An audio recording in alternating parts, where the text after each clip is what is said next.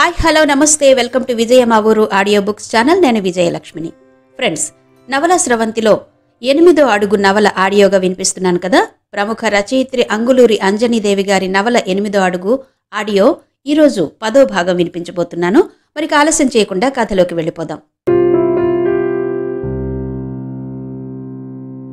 హేమేంద్ర చాలా కోపంగా, అసలు పిల్లలే వద్దు, ఇప్పుడే కాదు ఇంకెప్పటికీ పిల్లలొద్దు, ఒకవేళ పిల్లలు కావాలి అనుకుంటే నీ దారి నువ్వు చూసుకో అన్నట్టుగా తెగతెంపులకు కూడా రెడీ అన్నట్టుగా మాట్లాడడంతో షాక్ తింటూ చూస్తూ ఉండిపోయింది సిరిప్రియ. నిన్నటి కథలో ఇది జరిగింది.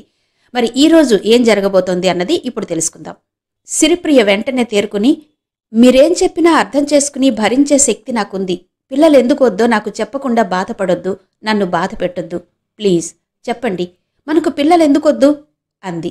హేమేంద్ర కొద్దిగా చల్లబడ్డాడు.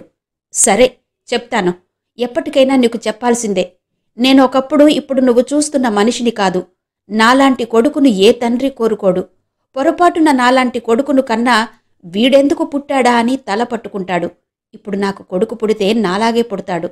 ఫ్యూచర్లో వాడు నన్ను కొడతాడు, ఎందుకంటే నేను మా నాన్నను కొట్టాను అన్నాడు. మీరు మీ నాన్నగారిని కొట్టారా అంటూ మళ్లీ షాక్ తిన్నది సిరిప్రియ. అంతేకాదు, మా బంధువర్గంలో కూడా నాకు మంచి పేరు లేదు. నేను స్వార్థపరుణ్ణి, దుర్మార్గుణ్ణి. నేను చేసిన పనులు చెబితే వినేవాళ్లు కూడా నన్ను చీ అంటారు. మా పక్కనున్న మా పెదనాన్న పొలాన్ని మాకివ్వలేదని ఆ పొలంలో ఉన్న మా పెద్దమ్మ సమాధిని పొలాలకు మందు కొట్టే స్ప్రే మిషన్తో బాది కూలగొట్టాను. మా పెదనాన్న కూతుర్ని నా నోటికొచ్చినట్టు దారుణంగా తిట్టాను. ఆమె తన భర్త ఉద్యోగరీత్యా ఎక్కడెక్కడో ఉంటే ఆమె తల్లిదండ్రులు చనిపోయాక వాళ్లు సంపాదించిన ఇంట్లో ఉన్న సామాన్లను తాళం పగలగొట్టి ఎవరికీ తెలియకుండా అమ్ముకొని తాగాను. వాళ్ల పిల్లలు వచ్చి అడిగినప్పుడు సామాన్లన్నీ వానొచ్చి కొట్టుకుపోయాయని చెప్పాను. గోడలుండగా సామాన్లు ఎలా కొట్టుకుపోతాయి? నాలో కొంచెమైనా విచక్షణ ఉందా? నాలాంటి వాళ్లు ముదిరితేనే కదా దేశద్రోహులయ్యేది. మా స్వంత అక్కా బావలు కూడా నా నోటికి బలైన వాళ్లే. మా పెద్దక్క కొడుకు ఇంటికి అతిథిలా వెళ్లి టీవీ స్టాండ్ సొరుగులో ఉన్న డబ్బుల్ని దొంగతనం చేశాను. నీళ్ల కోసం కాలువ దగ్గర తగాదా పెట్టుకుని మా పక్క పొలంలో ఉన్న దళితుణ్ణి కొట్టి కొద్ది రోజులు జైలుకి కూడా వెళ్ళొచ్చాను. నా ఒళ్ళు కొవ్వెక్కి ఎవ్వరూ లేని టైం చూసి మా పెదనాన్న కోడలు పక్కన పడుకున్నాను. నా పనులు చూసి మా నాన్న సిగ్గుతో చచ్చిపోతుంటే నేనేమో నిర్లక్ష్యంగా తలెగరేసి తిరిగేవాడిని. ఇవన్నీ నేను కాలేజీ నుండి సస్పెండ్ అయిన తర్వాత చేసిన చెడ్డ పనులు. నేను దేశద్రోహిని, టెర్రరిస్టును కాకపోయినా నాలాంటి కొడుకే నాకు పుడితే నేను స్వీకరించలేను అంటూ ఆగాడు. షాక్లో నుంచి తేరుకోలేదు సిరిప్రియ.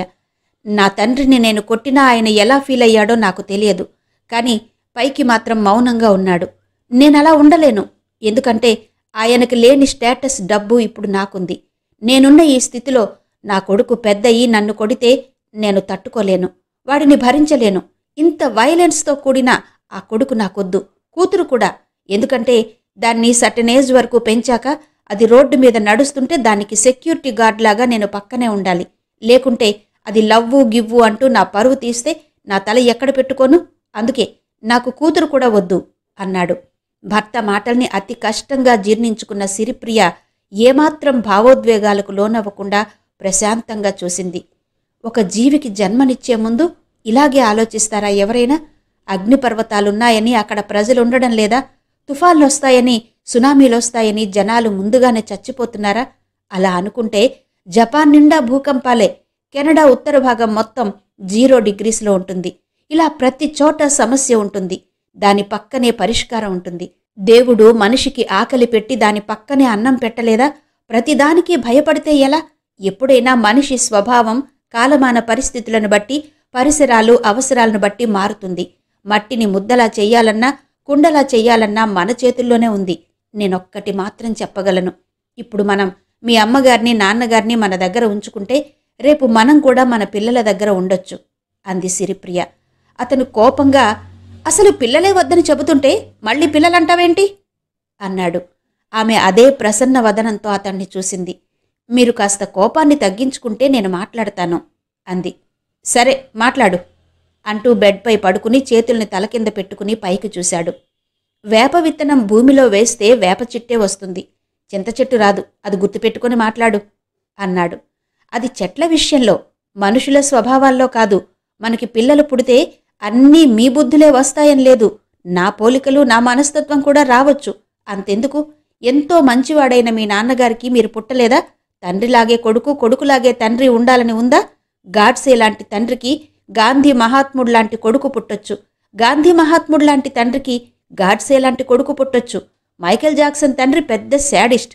అతని కడుపును పుట్టిన మైకేల్ జాక్సన్ ప్రపంచ దేశాలు అబ్బురపడే డాన్సర్ అయ్యాడు. పురస్కారాలు అందుకున్నాడు. దాన ధర్మాలు చేశాడు. అతి సాధారణమైన తండ్రి కడుపున స్వాతంత్ర సమరయోధుడు సుభాష్ చంద్రబోస్ పుట్టాడు. దావూద్ ఇబ్రహీం తండ్రి నిజాయితీపరుడైన కానిస్టేబుల్. ఆయన పేదరికంలో పుట్టి పేదరికంలో పెరిగినా తన నిజాయితీని ఎక్కడా పోగొట్టుకోలేదు. మరి అలాంటి తండ్రి కడుపున ప్రపంచ దేశాలను చట్టాలను తొక్కి బొంబాయి మహానగరాన్ని నిట్ట నిలువునా కాల్చేసే భయంకర నరరూప రాక్షసుడు మాఫియా లీడర్ అయిన దావూద్ ఇబ్రహీం ఎలా పుట్టాడు? సర్దార్ వల్లభాయ్ పటేల్ తండ్రి కూడా అతి సామాన్యుడే. అయినా జెనెటికల్గా ఉన్న షుగర్ జబ్బే పిల్లలకి వస్తుందో రాదో గ్యారంటీ లేనప్పుడు మీకు మీలాంటి కొడుకే పుడతాడని ఎక్కడుంది చెప్పండి అంది. హేమేంద్ర మాట్లాడలేదు. మీకింకో విషయం చెప్పనా? తల్లి నవమాసాలు మోసేటప్పుడు ఆమె చేసే ఆలోచనలే బిడ్డకు సంక్రమిస్తాయట. ఆమె ఆలోచనలు ఆధ్యాత్మికంగా ధీరోదాత్తంగా ఉంటే అటువంటి బిడ్డలే కలుగుతారట. అందులో కొందరు మాతృమూర్తులను ఉదాహరణగా చెబుతాను వినండి. సుభద్ర గర్భంతో ఉన్నప్పుడు ఆమె భర్త అర్జునుడు ఆమెకు పద్మవ్యూహాన్ని ఛేదించే రహస్యం చెప్పాడు. కడుపులో ఉన్న బిడ్డ తండ్రి చెప్పేది శ్రద్ధగా విన్నాడు. కాబట్టే పద్మవ్యూహాన్ని ఛేదించగలిగాడు. అయితే పద్మవ్యూహం నుండి బయటకొచ్చే రహస్యం అర్జునుడికి చెప్పే అవకాశం శ్రీకృష్ణుడు ఇవ్వకపోవడంతో అభిమన్యుడు ఛేదించగలిగాడే కాని బయటకు రాలేకపోయాడు. అష్టావక్రుడనే ఋషి తల్లి గర్భంలో ఉండే వేదాంగాలను నేర్వగలిగాడు. అలాగే శకుంతల కూడా వీరుడైన దుష్యంత మహారాజు ఆలోచనతో సింహసమానుడైన భరతుణ్ణి కన్నది. కనుకే చిరుప్రాయంలోనే భరతుడు సింహాన్ని అధిరోహించి తిరిగేవాడు. మదాలసాదేవి తన పుత్రులైన విక్రాంతుడు, సుబాహువు, అరిదమనుళ్లను సంసారమాయ రాజ్యకాంక్షలకు లోబడకుండా పెంచగలిగింది. ఇలా ఎందరో తల్లులు తమ ఉదాత్తమైన ఆలోచనలతో గర్భంలోనే బిడ్డలను తీర్చిదిద్దుకోగలిగారు. ఇంతెందుకు, మహాభక్తుడైన ప్రహ్లాదుడు కూడా తల్లి గర్భంలోనే విష్ణుభక్తుడయ్యాడు. అలా బిడ్డల్ని తీర్చిదిద్దుకోగలిగే శక్తి తల్లికి ఉంటుంది. రేపు మనకు పుట్టబోయే బిడ్డ కూడా అంటూ భర్త వైపు తిరిగి చూసింది సిరిప్రియ. హేమేంద్ర అప్పటికే నిద్రపోయాడు. 9 నెలలు గడిచాయి. స్నేహిత ప్రతిరోజు అవసరాన్ని బట్టి డాక్టర్ దగ్గర చెకప్లు, ఇంజెక్షన్లు చేయించుకుంది. ఇంట్లో వాళ్ళు కూడా ఆమెను చాలా జాగ్రత్తగా చూసుకున్నారు. చివరకు ఒక యజ్ఞం పూర్తయినట్టు స్నేహితకి ఒక శుభ నక్షత్రాన్న దివ్య జ్యోతి లాంటి కొడుకు పుట్టాడు. హాస్పిటల్లో స్నేహిత ఉండే రూమ్ నిండా బంధువులే. వచ్చేవాళ్ళు వస్తున్నారు, బాబును చూసి వెళ్లేవాళ్ళు వెళుతున్నారు. బెంగుళూరు నుండి స్నేహిత బావగారు, తోడికోడలు శుభ వస్తున్నట్టు ఫోన్ చేశారు. అది వినగానే స్నేహితకి, భువనేష్కి ఆనందంగా ఉంది. స్నేహిత తల్లిదండ్రులు కూడా సంతోషించారు. నీలవేణమ్మకి కాలు ఒక చోట నిలవకుండా అంతా తానే అయి తిరుగుతోంది. ఎవరూ లేని టైం చూసి అప్పుడప్పుడు మనవడికి దిష్టి తీసివేస్తోంది. పల్లెటూరులో ఉంటూ ఎప్పుడూ రాని నీలవేణమ్మ గారి అత్తగారు లక్ష్మీదేవమ్మ కూడా వచ్చి బాబును చూసి వెళ్లారు. మనవరాల్ని చూడాలని గోమతమ్మ వరంగల్ నుండి హైదరాబాద్ వచ్చింది. ఆమె హాస్పిటల్లో ఉందని తెలియగానే ఓల్డేజ్ హోంలో ఉన్న కాత్యాయిని, రామేశ్వరి నేరుగా హాస్పిటల్కే వచ్చారు.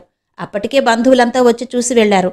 బాబును చూస్తూ గోమతమ్మ, కాత్యాయిని, రామేశ్వరి ప్రశాంతంగా కూర్చుని మాట్లాడుకుంటున్నారు. తొలికాన్పు కాబట్టి వరంగల్లోనే చేసేవాళ్లం కాత్యాయిని. కానీ స్నేహితకి మొదటి నుండి ట్రీట్మెంట్ ఇక్కడే జరిగింది కాబట్టి డెలివరీ కూడా ఈ హాస్పిటల్లోనే చేయించాము. ఖర్చంతా నా కొడుకే పెట్టుకున్నాడు. భువనేష్తో ఒక్క పైసా కూడా పెట్టనివ్వలేదు అంది గోమతమ్మ. తొలికాన్పు పుట్టింట్లో చేయకుండా హైదరాబాద్లో చేయించినందువల్ల తన కొడుక్కి ఎక్కడ మాట వస్తుందో అని ఆమె భయం. ఏ విషయంలో కూడా ఇతరులు తమని వేలెత్తి చూపకూడదన్నదే ఆమె తాపత్రయం. రామేశ్వరి దృష్టంతా బాబు మీదనే ఉంది. గోమతమ్మ అది గమనించి, బాబెలా ఉన్నాడు రామేశ్వరి? ఎవరి పోలికలొచ్చాయో కాస్త చూసి చెప్పు అంది మురిపెంగా బాబును చూస్తూ.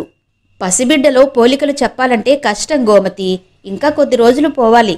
కానీ చూడ్డానికి మాత్రం గొప్ప ప్రకాశవంతంగా, చురుగ్గా, ప్రశాంతంగా కనిపిస్తున్నాడు. నాకెందుకో ఆ ఆదిత్యుడే పుట్టాడనిపిస్తుంది అంది రామేశ్వరి. వెన్నులో జలధరింపు పుట్టింది స్నేహితకి. ఈ పెద్దవాళ్లని నమ్మడానికి లేదు. వీళ్ల చూపుకి లోతెక్కువ, పైగా అనుభవజ్ఞులు అనుకుంది మనసులో. రామేశ్వరి బాబును అలాగే చూసి చూసి, అయితే ఒక్కటి గుర్తొస్తోంది నాకు ఈ బాబును చూస్తుంటే. మొన్న నా మనవరాలి కాన్పు సమయంలో ఏం జరిగిందో తెలుసా గోమతి? అక్కడ నేనుండబట్టి సరిపోయింది. లేకుంటే వాళ్ళు నా మనవరాలి పక్కన పడుకోబెట్టిన బిడ్డనే ఇంటికి తీసుకెళ్లేవాళ్లం. అప్పటికే ఆ బిడ్డను చూసి మా వాళ్లంతా మన వాళ్లలో ఇంత నలుపు ఎవరున్నారు అని పరిశోధన మొదలుపెట్టారు. ఇది విని వెంటనే నేను వెళ్లి నర్సుని నిలదీశాను. హడావిడిలో చూసుకోలేదమ్మా, తప్పైపోయింది. మీ బాబును తీసుకెళ్లి పక్కనున్న తల్లి పక్కలో పడుకోబెట్టాను అని మా బిడ్డను మాకు తెచ్చి ఇచ్చింది. ఆ నర్సుకి ఎలాంటి పనిష్మెంట్ ఇవ్వాలో డాక్టర్తో మాట్లాడి ఇప్పించాను. కొన్ని చోట్ల అలాంటి పొరపాట్లు జరుగుతుంటాయి. ఇక్కడ కూడా అలాంటిదేమైనా జరిగిందేమో చూసుకోండి అంది రామేశ్వరి అనుమానంగా చూస్తూ. వింటున్న కాత్యాయని, గోమతమ్మ ఉలిక్కిపడ్డారు.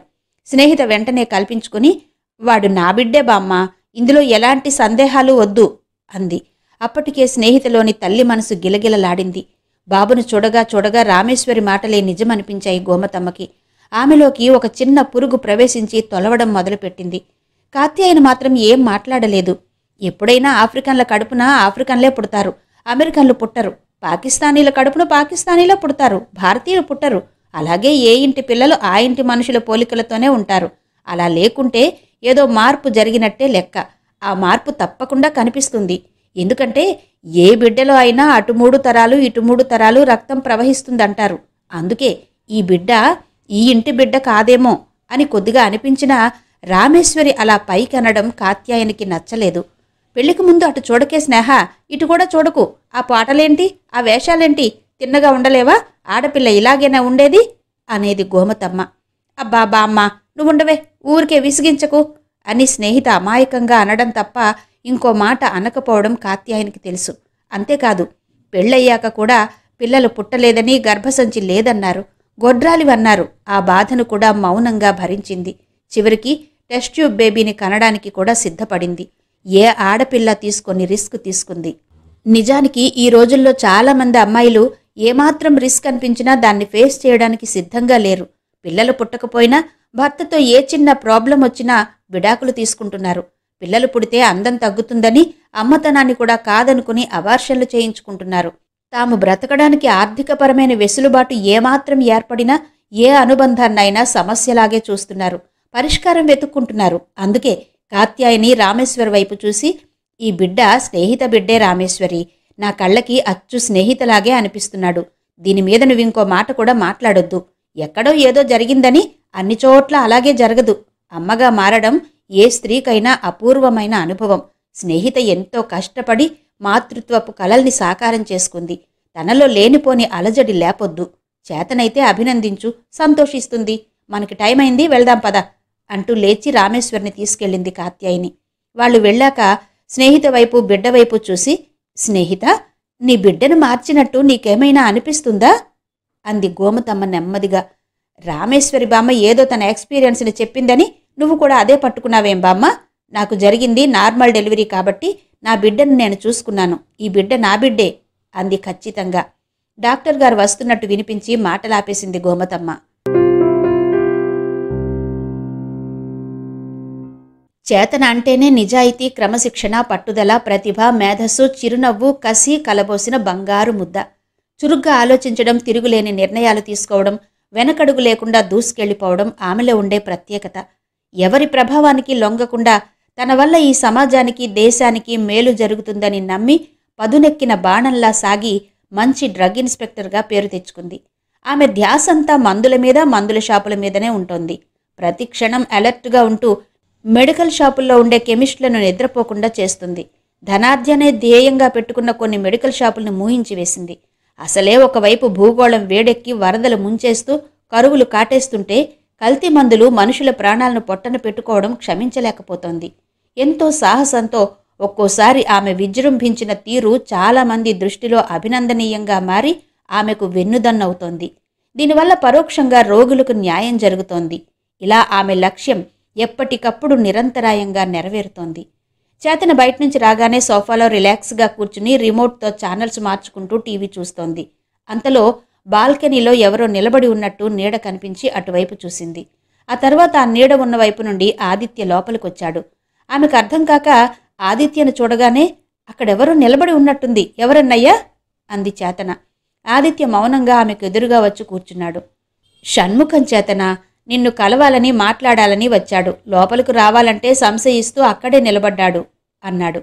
చేతన మాట్లాడకుండా టీవీ ఆపేసింది. అన్నయ్య ఏం మాట్లాడబోతాడో ముందుగానే ఆమెకు తెలుసు. అందుకే మౌనంగా కూర్చుంది. షణ్ముఖం మందుల షాపుకి ఈ రోజును వెళ్ళావట కదా, తన వల్ల చిన్న మిస్టేక్ జరిగిందని బాధపడుతున్నాడు. ఎంతైనా అతను నా ఫ్రెండ్ చేతన, బాధపడితే చూడలేను, అతన్ని క్షమించు అన్నాడు. నా డ్యూటీ నేను చేశానన్నయ్య, క్షమాపణలు అవసరం లేదు అంది నిర్మోహమాటంగా. అది చేతన, షణ్ముఖం భార్య పిల్లలుండేవాడు, చూసి చూడనట్టు వదిలేయాలి. అతనేమైనా ప్రపంచ బ్యాంకుల్ని దోచుకున్నాడా, డ్యాములను కూల్చివేశాడా అన్నాడు గంభీరంగా. నువ్వు చెప్పిన నేరాల వల్ల డబ్బు సమయం వృధా అవుతాయి. అతను మందుల షాప్లో కూర్చుని చేసే తప్పుల వల్ల ప్రాణాలు పోతాయి.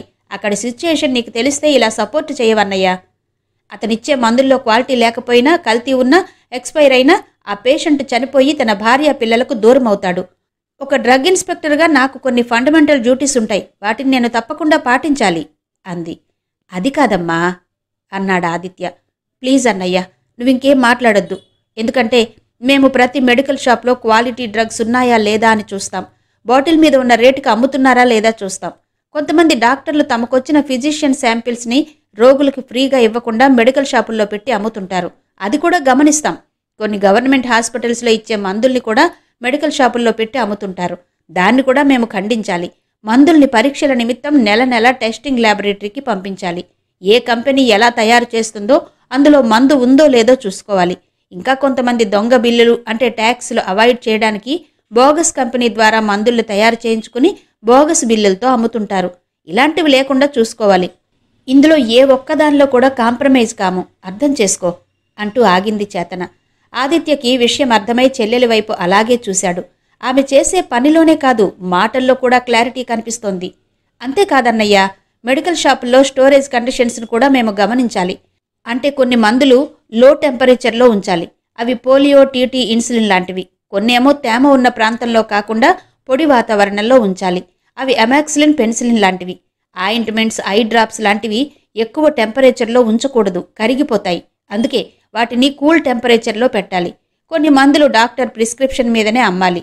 అవి గాట్రినాల్, డైజీపామ్, ఆల్ప్రోజమ్. సో ఇలా any drug is a poison in excess quantity. ఇలాంటివన్నీ మా డ్రగ్ ఇన్స్పెక్టర్స్ మానిటర్ చేసుకోవాలి. నిన్న షణ్ముఖం షాపులో నాకు కొన్ని లోపాలు కనిపించాయి. వార్నింగ్ ఇచ్చాను. అతను వాటిని సవరించుకోలేకపోతే ఈసారి కేసు బుక్ చేస్తాను అంది. షణ్ముఖం నీకు సారీ చెప్పాలని వచ్చాడమ్మా అన్నాడు ఆదిత్య. అవసరం లేదన్నయ్యా, సారీతో ఏం రాదు. ఆయనే మారాలి. మంచి మందుల్ని రోగులకి ప్రొవైడ్ చేయాలి. మనుషుల ప్రాణాల విలువ తెలుసుకోవాలి అంది. ఆదిత్య ఇంకేం మాట్లాడలేదు. లేచి స్నేహితుని దగ్గరకు వెళ్ళాడు. ప్రభాత్ దగ్గర నుండి కాల్ రావడంతో వెంటనే లిఫ్ట్ చేసి మాట్లాడింది చేతన. మాటల మధ్యలో, ఏంటి చేతన అనీజీగా ఉన్నావు? నీ వాయిస్ కూడా డల్గా వినిపిస్తోంది. ఏం జరిగింది అన్నాడు కంగారుగా ప్రభాత్. నేను అన్నయ్య మనసును కష్టపెట్టానేమోననిపిస్తోంది ప్రభాత్. ఎంతైనా షణ్ముఖం అన్నయ్యకి మంచి స్నేహితుడు, అదే ఆలోచిస్తున్నాను అంటూ జరిగింది చెప్పింది చేతన. చూడు చేతన, అతను ఎంత స్నేహితుడైనా అలాంటి పనులను మీ అన్నయ్య సపోర్ట్ చేయడు. ఆదిత్య గారి తత్వం నాకు తెలుసు. అయినా ఆయనకు అర్థమయ్యేలా చెప్పానన్నావుగా. నో ప్రాబ్లం, డోంట్ వర్రీ అన్నాడు ప్రభాత్. కరెక్టే ప్రభాత్, కానీ మన చుట్టూ ఉన్న గాలి, నీరు, నేలల్లో హానికారకాలు, అసౌకర్యాన్ని, అనుకోని మార్పుల్ని కలగచేస్తే దాన్ని కాలుష్యం అంటున్నాం. మనం చూస్తుండగానే పరిమితి లేకుండా పుట్టుకొస్తున్న వ్యర్థాలతో గాలి, నీరు, నేల కలుషితమవుతోంది. దీని గురించి ప్రపంచంలోని అన్ని దేశాలు తర్జన భర్జనలో పడడం తప్ప పరిష్కరించలేకపోతున్నాయి. అలాగే కొన్ని మెడికల్ షాపుల్లో కెమిస్టులు చేస్తున్న విపరీతాలు చూస్తుంటే, రోగులు పడుతున్న ఇబ్బందులు చూస్తుంటే ఒక్కోసారి మేమేం చేస్తున్నాం, ఏం చేయగలుగుతున్నాం అని బాధేస్తుంది అంది చేతన. ఒక డాక్టర్గా నేను కూడా నీలాగే ఆలోచిస్తూ ఉంటాను. ఆలోచిస్తే తప్పులేదు, కానీ ప్రశ్నించుకోవద్దు. మన ధర్మాన్ని మనం నిర్వర్తిస్తున్నాం. అందుకే నువ్వు చేయగలిగింది నువ్వు చెయ్యి, అంతవరకే తృప్తిపడు. అంతకు మించి 1% ఆలోచించినా మైండ్ బ్లాంక్ అయిపోతుంది, అది గుర్తుంచుకో అన్నాడు. చేతన మాట్లాడలేదు. ఏం మాట్లాడితే చేతన హుషారవుతుందో, ఉత్సాహంగా ఉంటుందో ప్రభాత్కి తెలుసు. ఆమెలో అలాంటి మార్పును ఒక్క ప్రభాతే తేగలడు. అది చేతనకి తెలుసు. అందుకే అతను మధ్య మధ్యలో నవ్విస్తూ మృదు గంభీరంగా మాట్లాడుతున్నాడు. ఆ మాటలు ప్రవాహంలో ఆమె మనసు దూది పింజలా తేలిపోతోంది. వినూత్న శక్తిని పుంజుకుంటోంది. రోజులు గడుస్తున్నాయి. హేమేంద్రకి కొడుకు పుట్టాడు. బాబు పుట్టినరోజు సందర్భంగా హేమేంద్ర రిప్రజెంటేటివ్లకు పార్టీ ఇచ్చాడు. ఈసారి పార్టీ చాలా గొప్పగా ఉంది, ఖరీదైందిగా ఉంది. వాళ్లు కూర్చున్న చోట డబ్బును పరిచినట్టుగా, డబ్బును శ్వాసిస్తున్నట్టుగా, డబ్బును తాగుతున్నట్టుగా ఉంది. హేమేంద్ర తాము చూస్తుండగానే ఒక స్థాయికి ఎదగడం వాళ్లకి ఆశ్చర్యంగా ఉంది, ఆనందంగా ఉంది, ఇంకా ఎదగాలని ఉంది. హేమేంద్ర అలా సంపాదించడానికి కారణం అతని షాపుకి పక్కనున్న క్లినిక్ పాలిక్లినిక్గా మారడమే అని వాళ్లకు తెలుసు. హేమేంద్ర వాళ్ల వైపు కృతజ్ఞతతో చూశాడు. మీరిచ్చిన అడ్వైస్తో నేనింత వాణ్ణి అయ్యాను సార్. సరైన టైంలో నాకు మంచి జీవితాన్నిచ్చారు అన్నాడు. అసలు నీకు చెప్పాల్సింది ఇంకా ఉంది హేమేంద్ర అన్నాడు ఈశ్వర్. ఏంటి సార్ అన్నాడు హేమేంద్ర ఆత్రంగా ముందుకు వంగి. నువ్వొక ఫ్యాక్టరీ పెట్టి మందులు తయారు చేయాలి హేమేంద్ర అన్నాడు ఈశ్వర్. షాక్ తిన్నాడు హేమేంద్ర. అతను అలా షాక్లో ఉండగానే మేమంతా వచ్చి నీ దగ్గర జాబ్ చేస్తాం హేమేంద్ర అన్నాడు ఇంకో రిప్రజెంటేటివ్. హేమేంద్ర ఇంకా షాక్ తిని అలాగే చూస్తుంటే భుజం తట్టాడు ఈశ్వర్. హేమేంద్ర తేరుకుని, సార్ నేనెక్కడా, ఫ్యాక్టరీ ఎక్కడా, ఇది సాధ్యమా సార్ అన్నాడు నిద్రలో నుంచి అప్పుడే లేచినట్టుగా చూస్తూ. తప్పకుండా సాధ్యమవుతుంది హేమేంద్ర. దీనికి కావలసింది డబ్బు మాత్రమే. అది నీ దగ్గరుంది అన్నాడు ఈశ్వర్. అయినా వద్దు సార్, నేనిప్పుడు తృప్తిగా ఉన్నాను. నాకంటూ సొంత ఇల్లు, కారు, మెడికల్ షాపులు ఉన్నాయి. నా చిన్నప్పుడు అనుభవించిన జీవితం నా కొడుకు లేకుండా చెయ్యాలంటే ఇప్పుడు నాకున్న ఈ పొజిషన్ చాలు. ఫర్ ఎగ్జాంపుల్, నా కొడుకు వాడి పక్క పిల్లాడి కంపాస్ బాక్స్ చూస్తే, వాడు తింటున్న తిండి చూస్తే, వాడు వాడుతున్న రకరకాల పెన్సిళ్లు చూసి, వేసుకుంటున్న డ్రెస్సులను చూసి అలాంటివి నాకు ఉంటే బాగుండని చివరికి వాటిని లాక్కుని వాడిని కొట్టే స్థితికి రాకుండా చూసుకోగలను. ఇంతకన్నా నాకింకేం వద్దు అన్నాడు హేమేంద్ర. అతని మాటల్లో జీవితానుభవం ఉంది. కానీ రిప్రజెంటేటివ్లకి ఆ మాటలు రుచించలేదు. అందుకే మౌనంగా ఒకరి ముఖాలొకరు చూసుకున్నారు. వాళ్లలో అసంతృప్తిని పసిగట్టి తల వంచుకున్నాడు హేమేంద్ర. ఈశ్వర్ హేమేంద్రనే సూటిగా చూశాడు. ఇంతవరకే ఉన్నాయి నీ ఆలోచనలు. ఇది చాలా నేరం హేమేంద్ర. పెరిగే మొక్కని కత్తిరించినట్టు కూడే ధనాన్ని, నీలో టాలెంట్ని కుదించుకుని చూడొద్దు. ఇల్లు అందరికీ ఉంటుంది. అది ఉండగానే సరిపోదు. ఆ ఇంటి ముందు స్విమ్మింగ్ పూల్ కట్టుకోవడానికి ప్రయత్నించాలి. ఫ్యామిలీతో ఫారిన్ టూర్ వెళ్లాలనుకోవాలి. ఇప్పుడు నీకున్న కారు ఏపాటిది? ఇంకా ఖరీదైన కారులో తిరగాలి. మన వరంగల్ సిటీ బయట 10 ఎకరాల స్థలంలో ఫామ్ హౌస్, సిటీకి మధ్యన ఖరీదైన ప్రాంతంలో గెస్ట్ హౌస్ కట్టాలి. వీకెండ్స్లో అప్పుడప్పుడు నువ్వక్కడికెళ్ళి గడపాలి అన్నాడు. హేమేంద్ర తలెత్తాడు. అతని ముఖంలో అతనికి తెలియకుండానే ఓ ఉద్ధృతమైన అనూహ్యమైన ఆశ జ్వాలలా వ్యాపించింది. ఏ మనిషికైనా మెట్లు ఎక్కే కొద్దీ ఇంకా ఎక్కాలని, పైనున్న మెట్టు చేరుకోవాలని ఉంటుంది. అవకాశాలను జార విడుచుకోకుండా సాగిపోవాలనిపిస్తుంది. హేమేంద్ర మొదటి నుండి చేసిందదే. డబ్బు కోసం అతను ఏమైనా చేస్తాడు. డబ్బుంటే ఏదైనా చెయ్యొచ్చనుకుంటాడు. డబ్బుతో సాధించలేనిది లేదనుకుంటాడు. డబ్బుండబట్టే ఇవన్నీ చెయ్యగలుగుతున్నాననుకుంటాడు. అదే లేకపోతే తనకు తన తండ్రికి తేడా లేదనుకుంటాడు. కొందరు ఎండకు ఎండిపోతుంటే తను ఏసీలో పడుకునేది ఆ డబ్బు వల్లనే. ఎందరో నేల మీద నడుస్తుంటే తను కారులో తిరిగేది కూడా ఆ డబ్బు వల్లనే.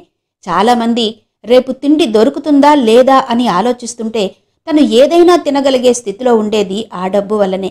ఎవరైనా తన దగ్గరకొచ్చి పోతున్న ప్రాణాన్ని కాపాడమని అర్థించినప్పుడు మంచి డాక్టర్ దగ్గరకు తీసుకెళ్లి శాయశక్తులా పోరాడి బ్రతికించేది వాళ్ళిచ్చే డబ్బు కోసమే. ఆ డబ్బే లేకుంటే ఏముందక్కడ? తిండి కోసం ఫ్రెండ్స్ని అడగడం, తాటి చెట్లు ఎక్కడం, ఈసురోమంటూ వీధుల్లో తిరగడం తప్ప అనుకుంటూ తన అనుభవాలను గుర్తు చేసుకున్నాడు హేమేంద్ర. వెంటనే భార్య మాటలు గుర్తొచ్చాయి. ఎందుకండి బాబు ముందు అన్నన్ని ఖరీదైన బొమ్మలు తెచ్చి పడేస్తారు? వాటి విలువ వాడికి తెలుసా? అసలు అంత డబ్బు వాటి మీద పెట్టడం అవసరమా? ఆ డబ్బు కోసం ఉన్న టైం అంతా బయట గడిపి వాడు నిద్రపోయాక ఇంటికొస్తున్నారు. నిద్ర లేవకముందే వెళ్ళిపోతున్నారు. వాడు మిమ్మల్ని చూసేదెప్పుడు, మీతో ఆడేదెప్పుడు, మీ సంతోషాన్ని పంచుకునేదెప్పుడు? కనీసం మీరు తెచ్చిన బొమ్మలతో వాడు ఆడుతున్నప్పుడు వాడి కళ్ళు ఎలా వెలుగుతాయో ఒక్కసారైనా మీరు చూస్తున్నారా? మీ అక్కయ్య గురించి, మీ తల్లిదండ్రుల గురించి ఒక్కసారైనా ఆలోచించరెందుకు? వాడికి మీ వాళ్లను చూపించరా? ఎప్పుడు చూసినా ఈ బొమ్మలతో ఆడుకోవడమేనా వాడి పని? మానవ స్పర్శ, మానవ సంబంధాలు వాడికి అక్కర్లేదా అంటుంది. పూర్ సిరి, తనకేం తెలుసు జీవితం విలువ? ఎప్పుడు చూసినా మీకు ప్రేమించడం రాదా, అనుభూతించడం రాదా, ప్రేమించాలని, ప్రేమను పొందాలని ఉండదా? ఎందుకండి ఇంత ప్రేమరాహిత్యం? ఇది మీకు బాగుందేమో కానీ నాకైతే బాగోలేదు అని అనడం తప్ప అని హేమేంద్ర మనసులో అనుకుంటూ ఒక్కసారి తల విదిలించి ఈశ్వర్ వైపు చూశాడు. కానీ సార్, నాకు మందుల షాపుల అనుభవం తప్ప ఫ్యాక్టరీకి సంబంధించిన అనుభవం లేదు అన్నాడు. నీకు అందులో అనుభవం ఏమీ అవసరం లేదు హేమేంద్ర, అదంతా నేను చూసుకుంటాను. అదెలా అంటే, నువ్వు కేవలం ఒక 10 రకాల మందులతో లోన్ లైసెన్స్ ద్వారా నువ్వు అనుకున్న ఫర్మ్తో వేరే కంపెనీలో మందులను తయారు చేయించి వ్యాపారం నడపొచ్చు అన్నాడు ఈశ్వర్. ఓకే సార్, మీరేది చెప్పినా నా మంచి కోసమే చెప్తారు. కానీ మీరు కూడా నాతో కలిసి ఈ బిజినెస్లోకి వస్తే బాగుంటుంది అన్నాడు హేమేంద్ర. నోనో హేమేంద్ర, నా దగ్గర అంత డబ్బు లేదు. కావాలంటే నీ మందుల్ని నేను సరైన రీతిలో మార్కెటింగ్ చేసే ఏర్పాటు చేస్తాను అన్నాడతను. ఒప్పుకున్నాడు హేమేంద్ర. ఈ కొత్త వ్యాపారంలో కూడా హేమేంద్ర విపరీతంగా సంపాదించడం మొదలుపెట్టాడు. హేమేంద్ర డ్రగ్స్ పేరు మీద నడుస్తున్న ఈ వ్యాపారం ఆశ్చర్యపరిచే లాభాలను ఆర్జించడానికి కారణం ఈశ్వర్ యొక్క మార్కెటింగ్ మెళకువలు. మళ్ళీ ఈశ్వర్ ఒకరోజు హేమేంద్రను కూర్చోబెట్టాడు. మన మందులకు మార్కెట్లో డిమాండ్ ఎక్కువగా ఉంది హేమేంద్ర, ఇప్పుడు మనం ఒక కంపెనీ పెట్టుకోవచ్చు అన్నాడు. అప్పుడు హేమేంద్ర, ఇప్పటికే నేను రిటైల్ బిజినెస్, హోల్సేల్ బిజినెస్తో బిజీగా ఉన్నాను సార్, ఇక కంపెనీ అంటే నా వల్ల కాదు అన్నాడు. ఈశ్వర్ వదల్లేదు. తన మాటల టాలెంట్తో కంపెనీ పెట్టేందుకు హేమేంద్రను ఒప్పించాడు. హేమేంద్రకు కూడా అంచెలంచెలుగా ఎదగాలన్న కోరిక లోలోన బలంగా దహించి వేస్తోంది. అందుకే ఒప్పుకున్నాడు. కంపెనీ పెట్టాక హేమేంద్ర బాగా బిజీ అయ్యాడు. కంపెనీకి సంబంధించిన ప్రొడక్షన్ అంతా ఈశ్వర్కి అప్పచెప్పాడు. కంపెనీ సీఈఎఫ్ను మాత్రం హేమేంద్ర చూసుకోవడం మొదలుపెట్టాడు.